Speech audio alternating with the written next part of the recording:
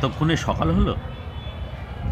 এই বয়সে অন্য সব ছেলেরা সকালে উঠে অফিস যাচ্ছে, এই ছেলেটাকে দেখো ঘরে বসে বসে শুধু খাচ্ছে।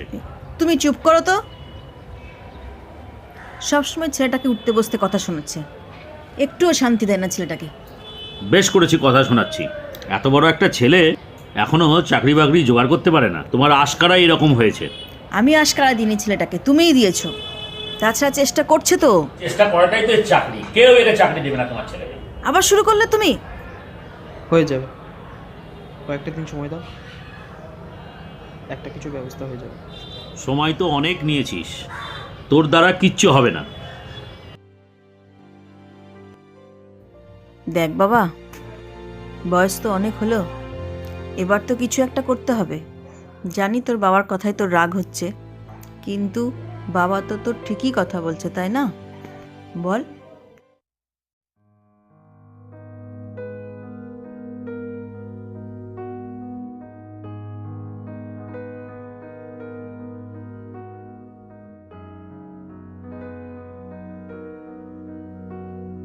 কি রে শারণ, কখন এলি? এই তো কিছুক্ষণ হলো। কি ব্যাপার, তোর মুখটা এরকম দেখাচ্ছে কেন?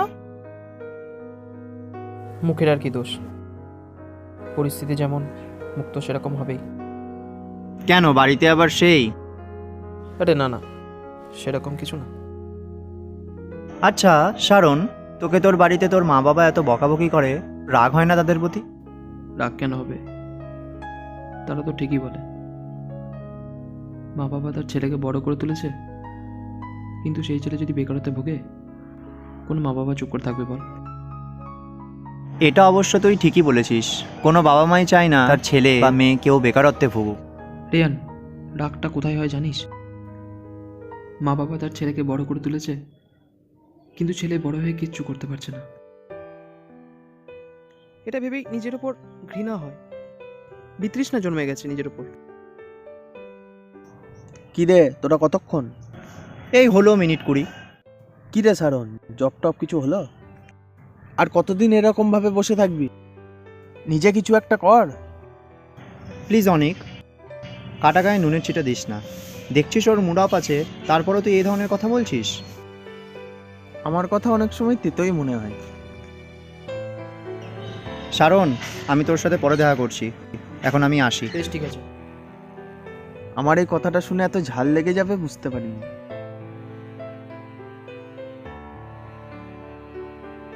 শোন সারণ, জীবনে যেটাকে নিয়ে এগোতে চাইছিস সেটাকে নিয়ে সিরিয়াস হয়ে যা। তোর যেটা স্বপ্ন সেটার পিছনেই দৌড়ো, সময়টাকে এরকমভাবে নষ্ট করিস না। কিন্তু কিভাবে শুরু করব কিচ্ছু বুঝতে পারছি না। ভাবতে ভাবতে সময় পেরিয়ে যাবে, কিন্তু কিছু করাই আর হবে না। একটা সময় আসবে যখন মনে হবে কিছু একটা করার, কিন্তু কিছু করাই হবে না। আমার ভাগ্যটা সত্যি খুব খারাপ, সবার কাছে কথা শুনতে হয়। আমি নিজে এতটাই খারাপ, জীবনটা এরকম কঠিন হবে বুঝতে পারিনি। ছোটবেলায় যখন খেলাধুলা করতাম, তখন কঠিন জিনিসগুলোকে খুব অনায়াসে নিজের আয়ত্তে এনে দিতাম, কিন্তু জীবনের এই কঠিন সময়টাকেই নিজের আয়ত্তে আনতে পারছি না। শুধু শুধু ভাগ্যটাকে আর দোষ দিস না। তুই যদি এফর্ট দিয়ে সব কিছু করিস তাহলে ভাগ্য তোর কাছে দৌড়বে। যাই হোক, রেহান তো আমার ওপর এগিয়ে চলে গেল। আমি আসছি, যা করবি ভেবেচিন্তে করিস।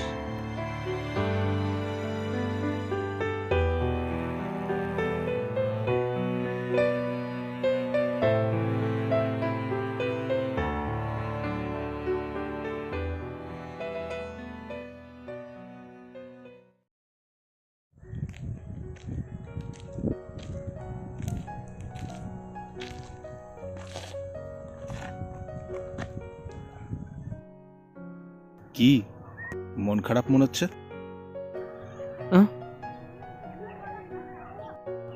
আপনি কে? আরে আমি কে সেটা পরে বলছি, আপনার কি হয়েছে বলুন।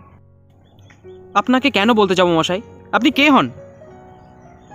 আমি আপনার বন্ধু। থাক, কোনো দরকার নেই। এই বন্ধুদের নিয়ে পারি না, তারপর আবার আপনি। এই জানতো এখান থেকে আপনি। একদম বিরক্ত করবেন না। চলেই তো গেছি। মানে? না কিছু না। আচ্ছা আমরা বন্ধু হতে পারি না? আপনি এখান থেকে যাবেন? আচ্ছা বাবা, চলে যাচ্ছি।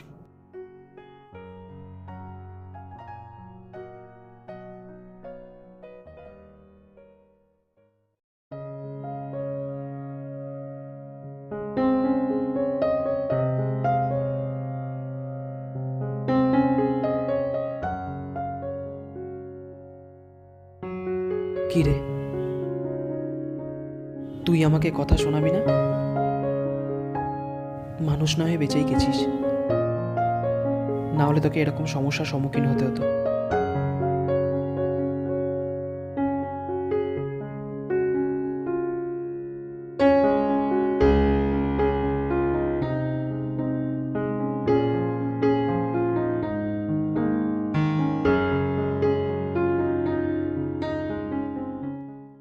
হ্যাঁ দাদা, কালকেই মালটা ডেলিভারি হয়ে যাবে।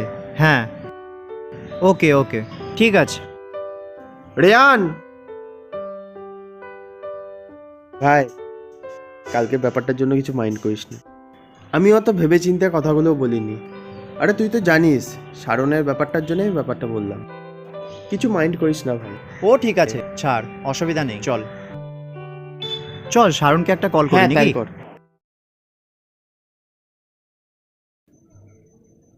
কি জীবনটা রাখতে ইচ্ছে করছে না তাই তো? আপনি আপনি আবার এসেছেন?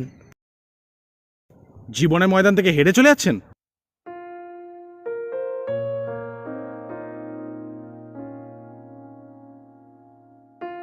ফ্রেন্ডস,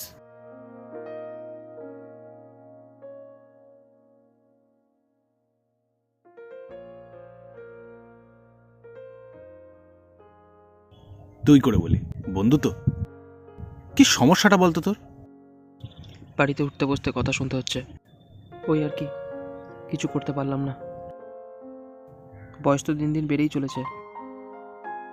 মা বাবার কথা শুনতে শুনতে নিজের ওপর রাগও হচ্ছে। ভাবছি পৃথিবী থেকে বিদায় নেব। এই ভাবনা মনেও আনিস না। তোর বাবা মা তোকে বড় করে তুলেছে এই দিনটা দেখার জন্য।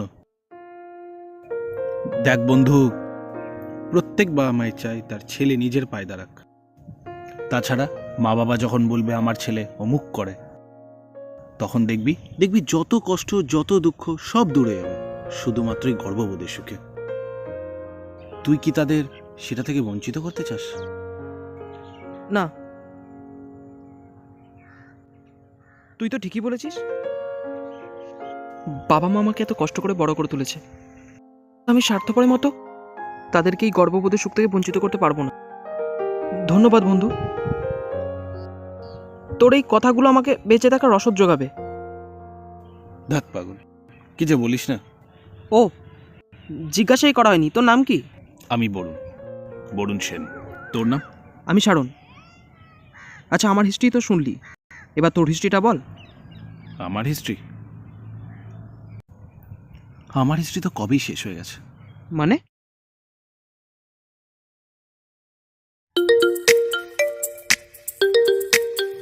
ও, এক সেকেন্ড।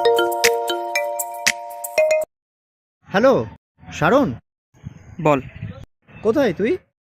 এই তো গাছতলাতেই। নতুন এক বন্ধুর সঙ্গে পরিচয় হলো, বুঝলি? বরুণ, বরুণ সেন। ও গাছতলাতে। হ্যালো হ্যালো,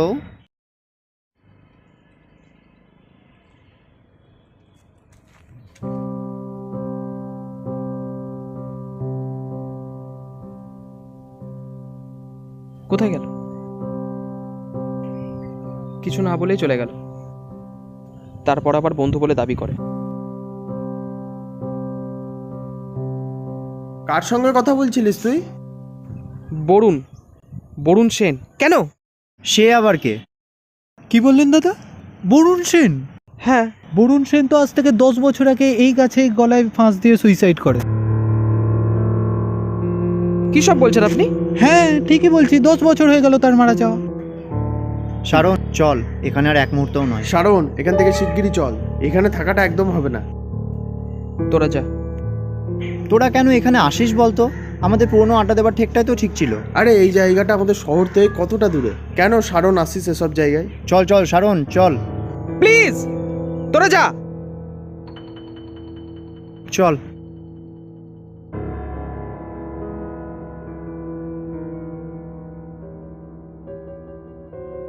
বরুণ যদি মারা গেছে, তাহলে আমি এতদিন কার সাথে কথা বললাম?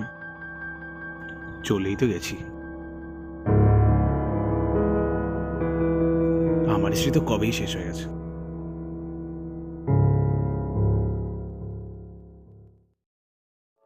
বরুণ, তুই আছিস? শুনতে পাচ্ছিস আমার কথা? আমি তো জীবনটা রাখতে চাইছিলাম না, কিন্তু এরকম সিদ্ধান্ত নিতে তুই বারণ করেছিলিস, অথচ তুই নিজেই এরকম সিদ্ধান্ত নিয়েছিস। কেন? তোর অতীতটাই তো জানা হলো না। বরুণ, তুই শুনতে পাচ্ছিস আমার কথা?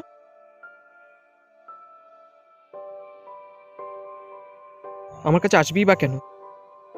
আমি তোর সাথে মিসবিহেভ করেছি, আমি তোর সাথে খারাপ ব্যবহার করেছি, কেনই বা আসবি?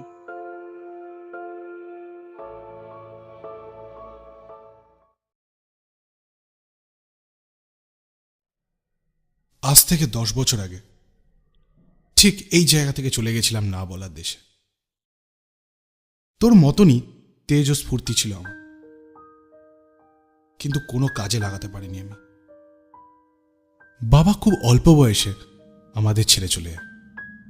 মা আমাকে প্রচুর কষ্ট করে বড় করে।